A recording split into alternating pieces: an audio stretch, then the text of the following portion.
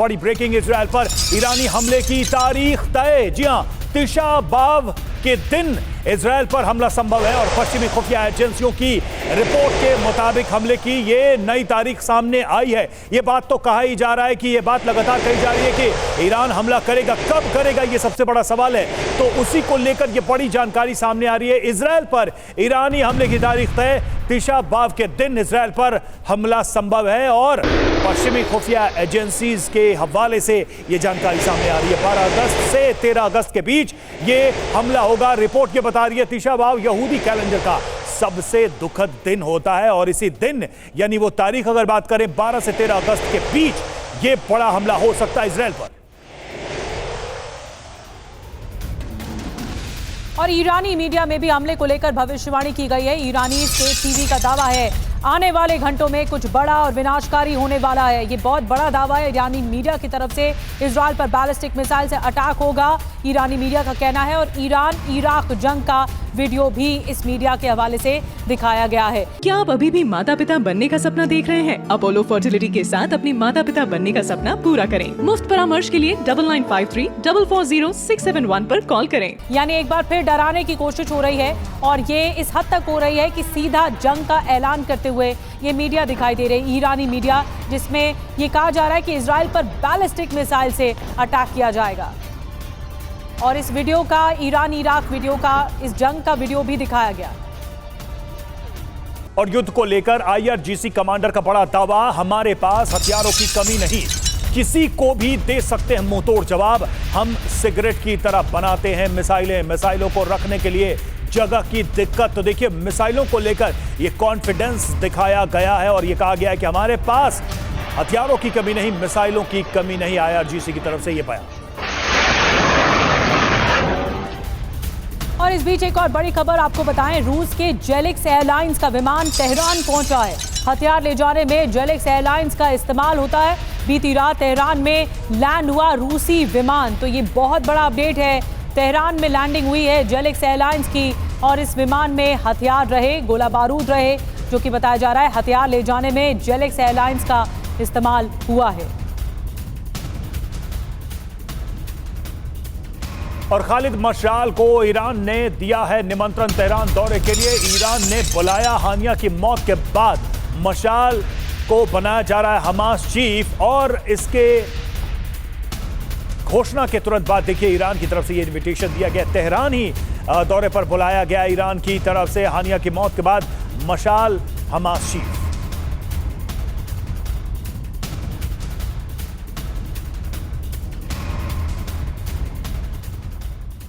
तो ईरान की तरफ से क्या इजराइल पर हमले की तारीख तय हो चुकी है? आइए कुछ और ज्यादा जानकारी आपको देते हैं। 12-13 अगस्त के बीच इजराइल पर हमला होगा, ये जानकारी मिल रही है कि इस दरमियान होगा, ये तारीख बताई जा रही है। पश्चिमी मीडिया ने हमले का अलर्ट जारी कर दिया है इजराइल को कि ऐसा हो सकता है इस तारीख पे, क्योंकि तिशा बाव के दिन ईरान इजराइल पर हमला करेगा, ये जानकारी मिल रही है। तिशा बाव यहूदी कैलेंडर का सबसे दुखद दिन होता है। बिल्कुल निधि, और इसी दिन बताया जा रहा है कि ये हमले हो सकते हैं। ईरानी मीडिया का दावा, कुछ घंटों में हमला होगा, बहुत तेज हमले होंगे, यानी कि अब देखिए कि कुछ घंटों के अंतराल में ही ये हमले होंगे। ईरानी मीडिया का दावा है कि बैलिस्टिक मिसाइल से ये सारे अटैक किए जाएंगे इजराइल के ऊपर। और ईरान ने यह भी दावा कि मिसाइलों की हमारे पास कमी नहीं। ईरान ने नए हमास चीफ खालिद मशाल को तेहरान भी बुलाया है, यानी कि हमास को एक तरीके से फिर से मजबूत करने की तरफ भी ईरान काम करता नजर आ रहा है। ये इनविटेशन तो कम से कम यही दिखा रहा है कि हमास को फिर से खड़ा करना एक बड़ा मकसद है ईरान का। इस बार हम करेंगे चर्चा, बातचीत करेंगे। हमारे साथ तमाम मेहमान इस वक्त जुड़े हुए हैं। ब्रिगेडियर शरदेंदु हमारे साथ डिफेंस एक्सपर्ट स्टूडियो में मौजूद हैं। AVM OP तिवारी हमारे साथ डिफेंस एक्सपर्ट मौजूद है स्टूडियो में। महेश सचदेव सर हमारे साथ पूर्व राजदूत इस वक्त स्टूडियो में मौजूद हैं और साथ ही हमारे साथ जुड़े हुए हैं हमारे सहयोगी मनीष झा। मनीष के पास ही चलेंगे। मनीष, ये समझना चाहेंगे मशाल को बुला रहे हैं तेहरान वापस, ये सारे इंडिकेशन क्या है? एक तरफ तो ये कहा जा रहा है कि बड़े हमले की तैयारी ईरान की तय हो चुकी है और दिशा बाव के यानी 12 से 13 अगस्त में हमला होगा। इस बीच जो नेक्स्ट हेड है हमास का, उसको तेहरान बुलाने का क्या मतलब है? इन दोनों खबरों को कैसे जोड़ के देखा जाए? देखिए, सबसे बड़ी बात तो यह है कि यह बात साफ है कि हर हालत में ईरान हमला करेगा। इस बात को ईरान कह भी रहा है और इस बात को इजराइल, अमेरिका और तमाम देश समझ भी रहे हैं। अब यह है कि दिन कौन सी होगी, समय कौन सा होगा, तरीका कौन सा होगा, उसको लेकर एक रिपोर्ट यह है कि चूंकि अब तक अगर आप पैटर्न देखें तो पैटर्न यही है कि चाहे 7 अक्टूबर का हमला जब हुआ था उस वक्त भी सवात के दिन तय किया गया था, 1967 में जब योम किपुर का हुआ था उस वक्त ही भी जो इजरायली फेस्टिवल है वो तय किया गया था। तो 12-13 अगस्त फिर अगेन यहूदियों के लिए एक इंपॉर्टेंट दिन है, हालांकि वो दिन जो है उनके लिए शुभ दिन नहीं माना जाता, लेकिन इस तरह का किसी इंपॉर्टेंट दिन पर यह हमला हो सकता है।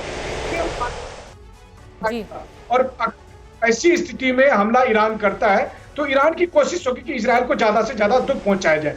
अब ईरान की तरफ से यह हो रहा है कि वो अपने तमाम जो संगठन है, हिजबुल्लाह, हुती और हमास के साथ कोऑर्डिनेट एफर्ट करना चाहता है। हमास का मोराल अभी डाउन है क्योंकि हमास के चीफ ईरान में जाकर मारे गए थे, इसलिए हमास के चीफ को बुलाया गया है।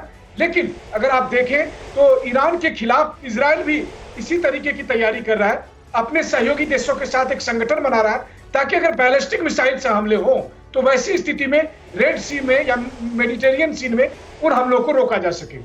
ठीक है, बड़ी बात आप कह रहे हैं मनीष। और इस वक्त जो दुनिया के मुल्क हैं वो एक्टिवेटेड हो गए हैं हानिया की मौत के बाद, और इस वक्त की एक और बड़ी खबर मिल रही है। तमाम खास मेहमान हैं, उनके पास चलेंगे, लेकिन जल्दी से बड़ी खबर बता दें।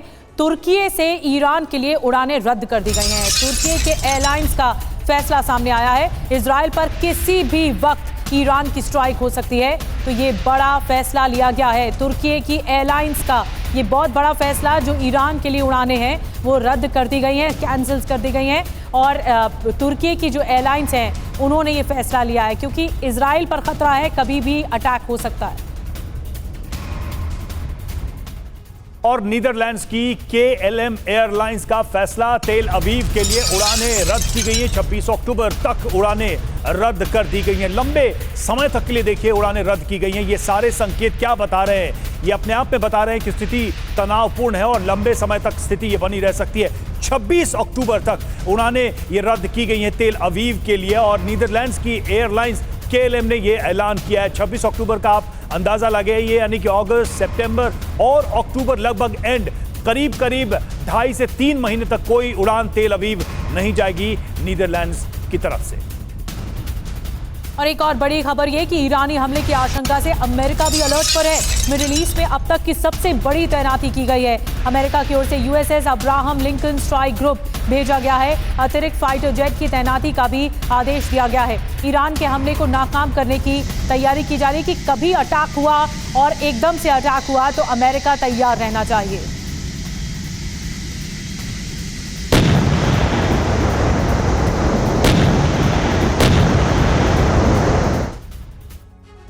और इजरायल की सुरक्षा के लिए अमेरिका ने ईरानी प्रॉक्सी के खिलाफ मोर्चा खोल दिया है। अमेरिका ने 12 वॉरशिप की तैनाती की है, जिसमें पूर्वी भूमध्य सागर में 4 वॉरशिप लगाए गए हैं, जिनके टारगेट पर लेबनान में हिजबुल्लाह, गाजा में हमास, सीरिया और वेस्ट बैंक में दूसरे ईरानी प्रॉक्सीज हैं। इसी तरह ईरान को टारगेट करते हुए फारस की खाड़ी में भी अमेरिका ने 4 युद्धपोत लगाए हैं, जो ईरान के अलावा इराक पर भी सीधा हमला कर सकते हैं। जबकि लाल सागर में हूती के हमले रोकने के लिए 4 कॉम्बैट शिप लगाए गए हैं, जो सीधे तौर पर यमन में हूती ठिकानों को टारगेट कर रहे हैं। अगर ईरान या फिर ईरानी प्रॉक्सी हमला करते हैं तो अमेरिका एक साथ इन तमाम मोर्चों पर तबाही मचा सकता है। तो जैसे कि हम लगातार डिटेल्स बता रहे हैं कि कैसे इजराइल की सुरक्षा के लिए अमेरिका तैयार है, और अब मिडिल ईस्ट में महायुद्ध तय नजर आ रहा है। आपको बता देते हैं अमेरिका की अभूतपूर्व तैनाती जो हो रही है उसके तहत क्या क्या है। USS Abraham Lincoln strike group Iran तट पर पहुंचा है। ईरान तट पर USS रूजवेल्ट की जगह लेगा ये लिंकन स्ट्राइक ग्रुप। ये देखिए अमेरिका की बड़ी तैनाती है जो कि बार बार सामने आ रही है। ये देखिए, ये हम आपको दिखा रहे हैं, ये तैनाती है। USS Abraham Lincoln strike group Iran तट पर पहुंचा है। इसके अलावा USS रूजवेल्ट की जगह लेगा लिंकन स्ट्राइक ग्रुप, ये डिटेल है। और फाइटर बेड़े और वॉरशिप का जो ये मूवमेंट है वो दिखाई दे रहा है। अमेरिका की ओर से एक्टिवेशन, आधुनिक हथियारों से लैस डिस्ट्रॉयर भेजे गए हैं।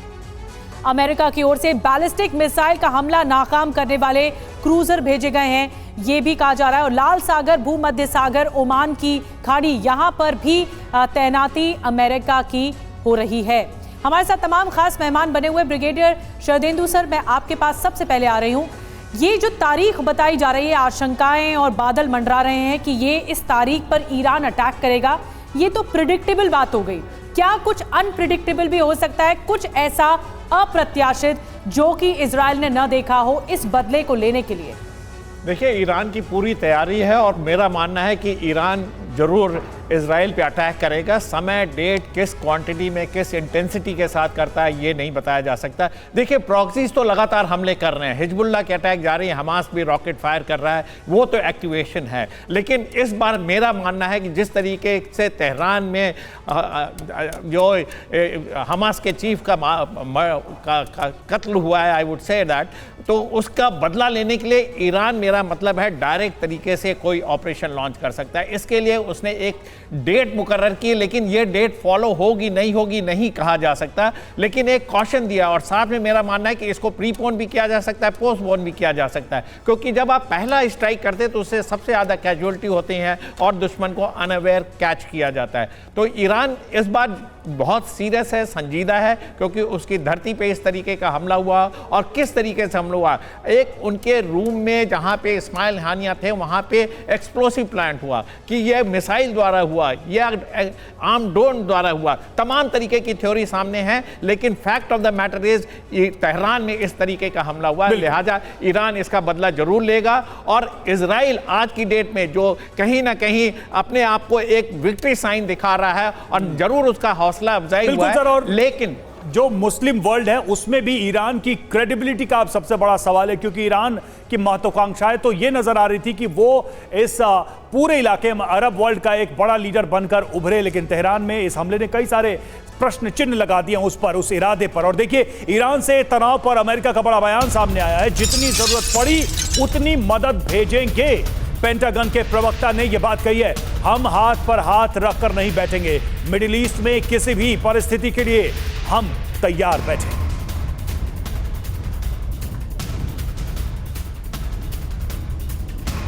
और इजराइल को कैसे बचा रहा है अमेरिका, आपको हम लगातार बता रहे हैं, बताते हैं कि किस रणनीति के तहत आगे बढ़ा जा रहा है।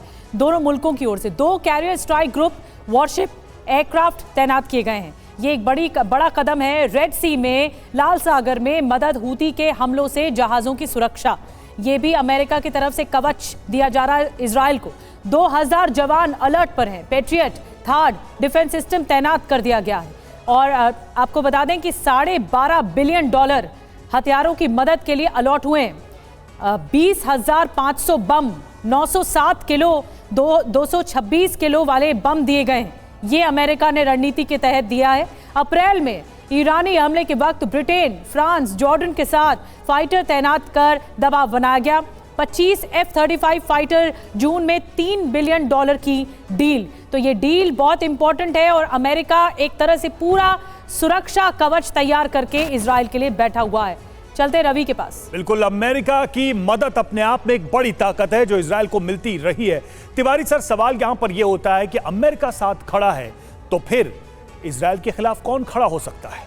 क्योंकि ईरान अगर जंग छेड़ता है, ईरान हमला करता है, तो उसे भी किसी न किसी मदद की जरूरत होगी। क्या रूस या चीन इस स्थिति में है कि अमेरिका की इस लॉबी के खिलाफ यहां पर भी खड़े हों लंबे समय के लिए, आपको लगता है? तो इनडायरेक्ट, अप्रत्यक्ष रूप से तो रूस सहायता करेगा, लेकिन बिल्कुल सामने से आना इसकी पॉसिबिलिटी थोड़ी कम है। अगर रूस भी सामने आ जाए जिस तरीके से अमेरिका आ रहा है, तो पूरे विश्व का वातावरण बिल्कुल ही गड़बड़ हो जाएगा। अभी जैसे फिलहाल जो लड़ाई चल रही है ईरान और प्रॉक्सी ग्रुप, मेरा ख्याल है, जहाँ तक मैं सोच रहा हूँ कि जो अमेरिकन जो फाइटर एयरक्राफ्ट और शिप जो आ रही हैं, ये दूसरे अरब देशों को डिटर करने के लिए, ताकि वो वॉर में न आएँ। इस वॉर में जब तक ये प्रॉक्सी ग्रुप और खाली ईरान लगा रहेगा, तब तक इतना खतरा नहीं है अगर कि मिडिल ईस्ट का कोई और देश आ जाए। इसको अवॉइड करने के लिए रशिया, अमेरिका का जो प्रेशर चलता ही रहेगा। जहाँ तक रशिया का सवाल है, कुछ बिकॉज ईरान के पास भी, ईरान अपना देख चुका है एक बार, ईरान एक बार 200 मिसाइलें लॉन्च की थी, बट उनके टारगेट प्रिसिशन इतना अच्छा नहीं था कि ज़्यादा डैमेज हो सके। तो ईरान को भी इंटेलिजेंस और सपोर्ट चाहिए, हो सकता है कि रशिया इनडायरेक्टली इसको दे सके। अब जहाँ तक ये अटैक का सवाल है, अटैक कब होगा, कैसे होगा, ये surprise and offensive is the best policy in any war. That will be, जैसे अभी सदंदु साहब बता रहे थे, उस तरीके से अचीव करने की कोशिश करेंगे। लेकिन एकदम प्रत्यक्ष रूप से रशिया को सामने आना अब ये आपने बताया कि जहाज लैंड किया, सामान आया है, तो इक्विपमेंट तो सप्लाई करते ही रहेंगे। अगर इक्विपमेंट रशिया नहीं सप्लाई करेगा और कोई कंट्री सप्लाई नहीं करेगा तो ईरान ने इतना ज़्यादा मैन्युफैक्चर नहीं कर सकता कि अपने सारे जो इनके प्रॉक्सी ग्रुप्स हैं वो उनको हथियार हमेशा मिल सके। अब जहाँ तक अमेरिका का आने का सवाल है, अमेरिका के एक और टारगेट होगा हूती। हूती को डिस्ट्रॉय करना। Houthi is the creating lot of problem for all the other countries उनके ट्रेवल के लिए। तो हूती को मौका ढूंढ के मेरे ख्याल से डिस्ट्रॉय करना बहुत ही आवश्यक होगा। तो अब अगला टारगेट हूती है और अमेरिका का ये भर कह देना तिवारी सर कि आपको जितनी मदद चाहिए उतनी हम भेजेंगे, यही इजराइल का कॉन्फिडेंस बढ़ा रहा है। एक बड़ी बात यह कि मदद के साथ अमेरिका के इजराइल को चेतावनी भी है, वार्निंग भी है। बाइडेन ने कहा है कि हर बार अमेरिका नहीं बचाएगा, जंग बढ़ाई तो हम बचाने नहीं आएंगे। यानी लगाम भी खींची जा रही है अमेरिका की ओर से और ये कहा जा रहा है कि आप बढ़ाइए मत, लेकिन मदद चाहिए होगी तो हम देंगे।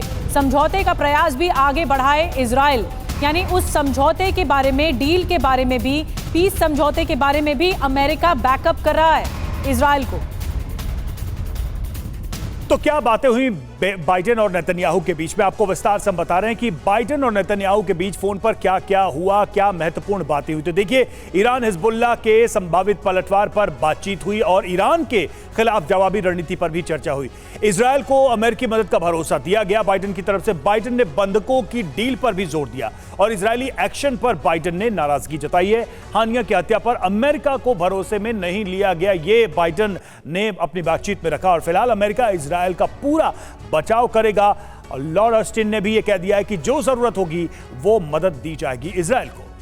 लेकिन मदद के साथ वार्निंग भी आ रही है। इस बातचीत में नेतन्याहू को बाइडेन ने कड़ी चेतावनी दी है। चेतावनी क्या है आपको बताते हैं। इजरायल अपनी तरफ से जंग को आगे न बढ़ाए, इजरायल ने बात नहीं मानी तो अमेरिका से उम्मीद न रखे, इजरायल ने दोबारा जंग छेड़ी तो हम बचाने नहीं आएंगे, कुछ भी करके हमास के साथ समझौता पूरा करें, ये कहा गया अमेरिका की ओर से। अपनी शर्तें, सारी शर्तें मनवाने के चक्कर में न पड़े इजरायल। हो सकता है हमास से बातचीत का रास्ता ही न बचे। इस वक्त हम इन्फेक्शन पॉइंट पर हैं, ये कहा गया अमेरिका की ओर से, और जंग खत्म करके क्षेत्रीय स्थिरता लाना जरूरी है। और सचदेव सर, मैं आपके पास आ रही हूँ, आपको क्या लगता है ये जो अमेरिका ने मदद के साथ वार्निंग भी दी है, इसमें किस तरह से संदेश देने की कोशिश है? अमेरिका क्या वाकई चाहता है कि पीस समझौता हो, आगे चल के हमास के साथ बातचीत हो, बातचीत के जरिए डील हो, या बैकडोर में अमेरिका ये चाहता है कि सिर्फ उसकी चले? सवाल बहुत महत्वपूर्ण है और इस पर बारंबार पूरे मध्य पूर्व का आता है। और इसमें ये कहना चाहूँगा कि कई और इसमें पहलू आते हैं, जिसमें कि एक अमेरिका में जो राष्ट्रपति हैं वो लेम डक राष्ट्रपति हैं इस समय। वो नहीं चाहेंगे कि उनकी विरासत में ये देखा जाए कि वो अफ़गानिस्तान से निकले और इज़राइल के साथ उन्होंने ऐसा व्यवहार किया कि इज़राइल को भी डुबा दिया वगैरह, एक और मित्र को के साथ नुकसान हुआ, यूक्रेन के साथ पीछे हटना पड़ा वगैरह वगैरह। तो ये एक तरह से द्विपक्षीय बात कर रहे हैं। एक तरफ तो इज़राइल को हौसला दे रहे हैं, वो यकीन दहानी करा रहे हैं कि हम तुम्हारे साथ हैं। दूसरी तरफ इज़राइल से ये भी कह रहे हैं कि इसको जल्दी ख़त्म करो, ताकि मैं जब 20 जनवरी अगले साल छोड़ूं तो मेरे ऊपर ये आक्षेप न लगे कि मैंने ये बर्बादी करा दी या मैंने इसको ठीक से हैंडल नहीं किया। बिल्कुल, तो चाह रहे हैं शायद बाइडेन की जाते जाते कोई बड़ी गड़बड़ी ना हो उनके कम से कम शासनकाल में। अब चूंकि राष्ट्रपति की रेस में भी वो नहीं है, तो वो नहीं चाहेंगे कि उनके कार्यकाल में कोई ये दाग भी लगे इजराइल को लेकर। और देखिए, उत्तरी इजराइल पर हमले की हिजबुल्लाह की तैयारी है। हिजबुल्लाह के लॉन्च साइट पर हलचल तेज हो गई। लॉन्च पैड पर हिजब ने 300 रॉकेट पहुंचाए हैं, तो हिजब की तरफ से लगातार हमले किए ही जा रहे हैं और हमले की तैयारी भी की जा रही है। जो जानकारी सामने आई है उसके मुताबिक लॉन्च साइट पर हलचल तेज है। 300 रॉकेट लॉन्च पैड पर हिजबुल्लाह ने पहुंचाए।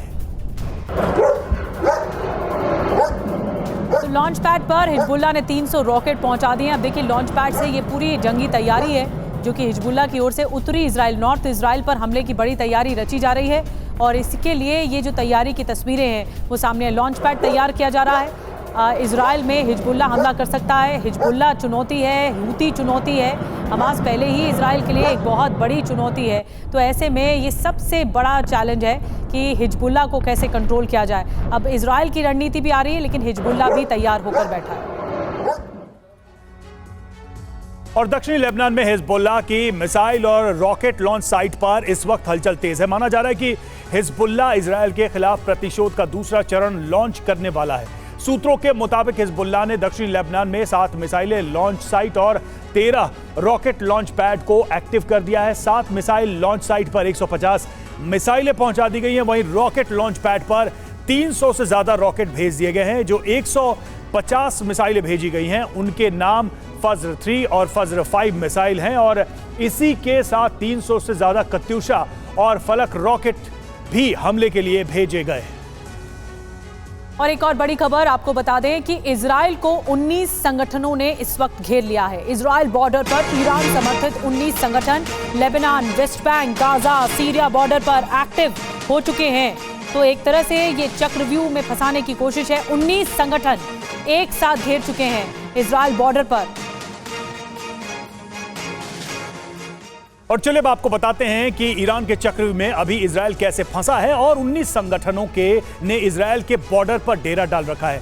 आपको इजराइल के 4 बॉर्डर पर दिखाते हैं कि कैसे एक ही इशारे पर चारों ओर से इजराइल पर हमले का प्लान बनाया जा रहा है। देखिए लेबनान बॉर्डर की हम बात करें, वहां पर क्या है तो अल अक्सा शहीद ब्रिगेड मौजूद है, democratic front for the liberation of फिलिस्तीन ये मौजूद हैं, हमास तो मौजूद है ही, हिजबुल्लाह और popular front for the liberation of फिलिस्तीन जनरल कमांड और 18 popular front for the liberation of फिलिस्तीन ये मौजूद है। अब सीरिया बॉर्डर की बात करें तो वहां पर देखिए popular front for the liberation of फिलिस्तीन, साथ ही popular front for the liberation of फिलिस्तीन general command, Liwa al Quds और लीवा फातिमिया और लीवा जनाब भी मौजूद हैं। वेस्ट फ्रंट बॉर्डर पर चलिए वहां देखते हैं अल अक्सा शहीद ब्रिगेड और democratic front for the liberation of फिलिस्तीन, हमास और democratic front for the liberation of फिलिस्तीन भी मौजूद है। इस्लामिक जिहाद के जो मेंबर्स है वो भी वहां पर मौजूद हैं और लॉयंस डेन भी मौजूद है। गाजा बॉर्डर पर आइए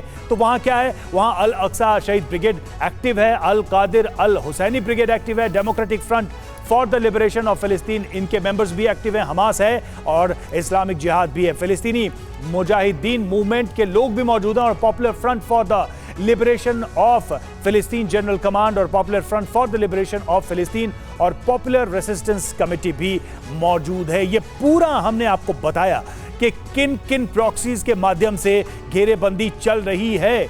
मनीष, अब एक बहुत ही नेचुरल सवाल यहां पर यह उठता है कि ये घेरेबंदी, ये प्रॉक्सीज, ईरान का रिएक्शन, हिजबुल्लाह की तैयारी, ये बहुत ऑब्वियस चीजें हैं।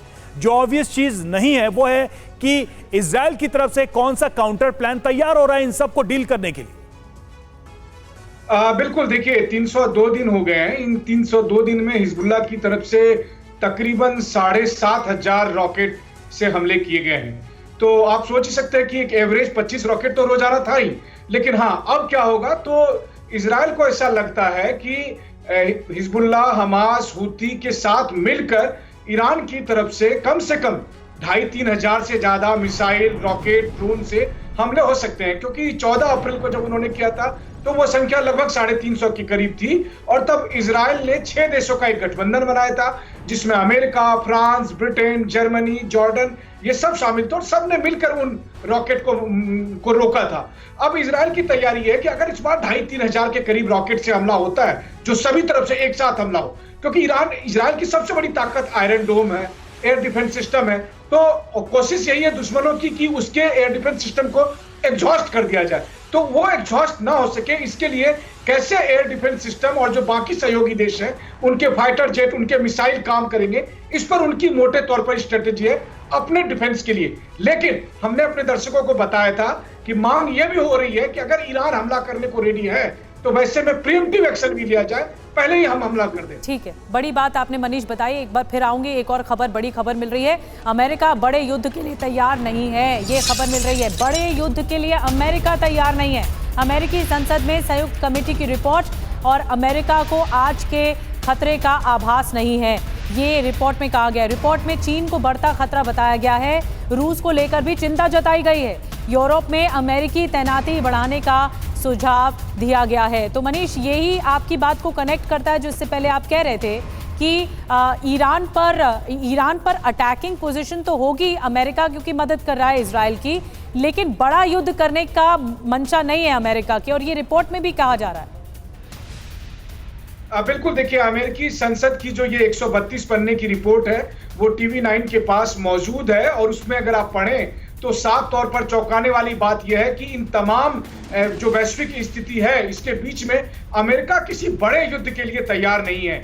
और जो हालत है, जिस तरीके से गठबंधन रूस का, चीन का, नॉर्थ कोरिया का, ईरान का है, तो अब अमेरिका की रणनीति क्या होगी? यही वजह है कि अमेरिका फिलहाल चाहता है कि मिडिल ईस्ट में ऐसी कोई नौबत ना आए। इजराइल के लिए रक्षा तो हर हालत में अमेरिका करेगा, लेकिन हालात अगर हाथ के बाहर आए तो मुश्किल होगा संभालना। और अमेरिकी संसद की इस रिपोर्ट के मुताबिक सबसे दुश्मन नंबर 1 है चीन, दुश्मन नंबर 2 है रूस, दुश्मन नंबर 3 है नॉर्थ कोरिया, दुश्मन नंबर 4 है ईरान। ये अमेरिकी संसद की जो बायपार्टीशन कमेटी है उसकी रिपोर्ट का यह आकलन है। उस हिसाब से वो कहते हैं कि अमेरिका को अपना मिलिट्री बजट बढ़ाना चाहिए, अमेरिका को ज्यादा से ज्यादा हथियार बनाने चाहिए, यूरोप में ज्यादा तैनाती होनी चाहिए। तो मतलब अमेरिका तैयार है, अपनी तैयारियों को लेकर बड़े युद्ध के लिए वो लगातार इन्वेस्टमेंट करेगा। बिल्कुल लौटेंगे आपके पास। और देखिए, हानिया की हत्या पर बहुत बड़ी खबर सामने आ रही है। मोसाद ने ली ईरानी एजेंट्स की मदद। बड़ी ब्रेकिंग न्यूज हानिया को लेकर। ईरानी एजेंट ने हानिया के रूम में बम लगाया। गेस्ट हाउस के 3 कमरों में लगाया गया था विस्फोटक। ब्रिटिश अखबार द टेलीग्राफ के हवाले से ये बड़ी खबर सामने आ रही है। तो देखिए, एक तो ईरानी एजेंट्स की मदद से ये हमला किया गया है, दूसरा ये जानकारी सामने आ रही है कि 3 कमरों में जो एक्सप्लोसिव हैं उनको लगाया गया था और इसके जरिए यहां पर बड़ा धमाका किया गया था। द टेलीग्राफ की रिपोर्ट के हवाले से यह खबर सामने आ रही है। तो ये खुलासा बहुत बड़ा है। इस्माइल हानिया की हत्या के लिए मोसाद ने ईरानी एजेंट्स की ही मदद ली। 2 ईरानी एजेंट बेहद गुपचुप तरीके से उस जगह पर पहुंच गए जहां हानिया को ठहराना था। ये वो गेस्ट हाउस था जो हाई सिक्योरिटी जोन में बना हुआ था और ईरानी सेना की निगरानी हर वक्त इस इलाके पर रहती है। ईरानी एजेंट ने एक नहीं बल्कि 3 कमरों में बम लगाया हुआ था। ये वो 3 कमरे थे जिनमें से एक कमरे में हानिया को ठहराया जाना था। अपना काम करने के बाद ईरानी एजेंट ईरान से बाहर निकल गए और बुधवार की रात 2 बजे एक जबरदस्त धमाका हुआ जिसमें हानिया की मौत हो गई। तो ये पूरा रचा बुना था, एक साजिश के तहत इस तरह से किया गया। और चलिए आपको 10 पॉइंट्स 10 बिंदुओं के माध्यम से बताते हैं कि कैसे ईरानी एजेंट ने तेहरान में हानिया के उस गेस्ट हाउस में बम प्लांट किया जहां वो ठहरा हुआ था। तो ईरानी एजेंट हानिया के हत्यारे और वो 10 पॉइंट हम आपके सामने रखने जा रहे हैं। पहला पॉइंट है, मोसाद ने तेहरान में हानिया की हत्या की योजना बनाई थी। दूसरा पॉइंट, मोसाद ने 2 ईरानी एजेंट्स को काम पर लगाया था इस पूरे हमले में। और तीसरा पॉइंट, ईरानी एजेंट ने 3 अलग अलग कमरों में विस्फोटक रखे। और चौथा पॉइंट ये कि बुधवार को रात 2 बजे रिमोट कंट्रोल से धमाका कर दिया गया। फिर 5वीं बड़ी बात इसमें ये निकल कर आई कि विदेश से रिमोट कंट्रोल का बटन दबाया गया था। ये जो रिमोट कंट्रोल था विदेश में था। छठी बात, विस्फोटक लगाने के बाद ईरानी एजेंट ईरान से भाग खड़े हुए। बिल्कुल, और एक के बाद एक देखिए वो पॉइंट सामने। 7वां पॉइंट, ईरानी एजेंसी को गेस्ट हाउस में एजेंट के घूमने के फुटेजेस भी मिले, तस्वीरें सामने आई। 8वां पॉइंट, 2 एजेंट ने कुछ ही मिनट में गेस्ट हाउस के कमरों में विस्फोटक लगाया था। 9वां पॉइंट, हानिया की मई में हत्या की जानी थी लेकिन ऑपरेशन को रोक दिया गया। और आखिरी 10वां पॉइंट आपके सामने कि मई में रईसी के अंतिम संस्कार में शामिल हुआ था हानिया। और इस तरीके से 10 पॉइंट्स के माध्यम से हमने आपको बताया कि कैसे ये पूरी योजना बनाई गई। जी हाँ, और एक और बड़ी खबर ये कि नेतन्याहू, बेंजामिन नेतन्याहू की हत्या करना चाहता है हमास। बहुत बड़ी खबर ये कि ईरान, हिजबुल्लाह भी हत्या की फिराक में है और शिनबेट ने नेतन्याहू को अलर्ट कर दिया है, आगाह कर दिया है कि ऐसा हो सकता है। इजराइल की गुप्तचर एजेंसी है शिनबेट, इंटरनल सिक्योरिटी देखती है और इसी शिनबेट की तरफ से ये आगाह किया गया है, इस बात को अलर्ट किया गया है कि ऐसा हो सकता है। हमारे साथ ब्रिगेडियर शरदेंदु ऐसा छोटा छोटा रिएक्शन लेंगे क्योंकि हम अंतिम पड़ाव पर हैं इस बहस के, इस चर्चा पे। आपको क्या लगता है कि ये जो बहुत बड़ा खुलासा है ये कि ईरानी एजेंट को ही ये काम दिया गया था कि हानिया का काम तमाम हो? देखिए, सबसे बड़ी बात यह है कि आपको देखना पड़ेगा कि जो इजराइल की इंटेलिजेंस एजेंसी है वो मिडिल ईस्ट के किस किस देशों में पेनिट्रेट कर चुकी है, और IRGC जैसे जो एक रेगुलर आर्मी है ईरान की, उसमें उनकी पैठ है। तो आज की डेट में जितने मिडिल ईस्ट के कंट्री हैं, स्पेशली जो वॉर जोन से डायरेक्ट अफेक्टेड हैं, जिसमें Lebanon, Syria, Yemen, Egypt, Iran, Iraq का नॉर्दर्न इराक, आपको अपना इंटरनल असेसमेंट करना पड़ेगा कि कहाँ कहाँ देखिए मोसाद के एजेंट्स आपके बरखिलाफ काम कर रहे हैं, तब आप इसको काबू कर पाएंगे। सबसे बड़ी बात है, ईरान जैसे देश में, तेहरान में मोसाद ने इसको अंजाम दिया, और जिस तरीके से बम ब्लास्ट किया, AI का इस्तेमाल किया, हाई टेक्नोलॉजी, एकदम प्रिसीजन स्ट्राइक, प्रिसीजन तरीके से उसको बिल्कुल, अब तो सारी बातें सबको असेस करना पड़ेगा, क्योंकि पूरा सारी बातें सामने आ गई। और सबसे बड़ा चैलेंज तो खुद ईरान के सामने ही है कि उसके घर के अंदर आंतरिक सुरक्षा की स्थिति कैसी है कि इतना बड़ा मेहमान इस तरह से असैसिनेट हुआ। आप सभी का बहुत बहुत शुक्रिया इस चर्चा में शामिल होने के लिए, इस बहस में हिस्सा लेने के लिए।